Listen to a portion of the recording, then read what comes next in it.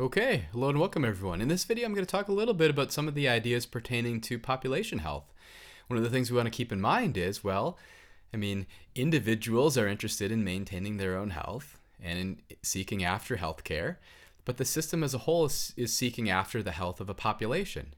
Interestingly, again, there's potential trade-offs because if you treat one member of the population, that means there's fewer resources, other things equal, for other members of the population. So you want to think about how to be really careful as policymakers or at the policy level, thinking about how best to use resources to seek after maximizing the health of a population, but also not imposing like undue costs on individuals, like not at the expense of individual lives as well.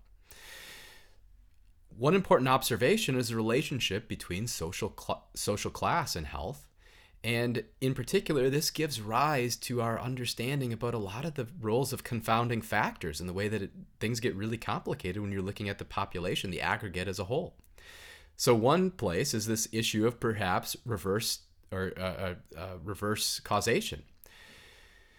So health might determine health or social status. On the other hand, social status might determine health. Health might determine social status because healthier people are able to work more and be more productive. On the other hand, social status might determine health, where those who have more resources are maybe able to seek after investing into their health at greater levels.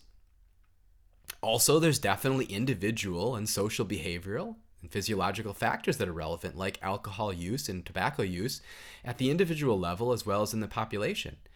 And so these are really important things to kind of take into consideration and think about, well, if we're looking at the healthcare system as a whole, looking at the goal of maybe some types of reforms, what sort of ways, what type of messaging and different types of behavioral economic applications can be used to nudge people, so to speak, into making better decisions at the individual level, which ultimately lead to greater health at the population level. We have our same sort of measures, lots of measures of different health outcomes from both the individual level, both to the population level, thinking about applications of morbidity, life expectancy, so on and so forth, infant mortality. And we have all these measures, and we'll think about those as well. But in the same vein as I was mentioning here about sort of the confounding factors and the reverse causation and interdependency between these different sorts of things, you want to think about how these things are intertwined and how this all matters when we're thinking about the health and maintaining the health of a population overall.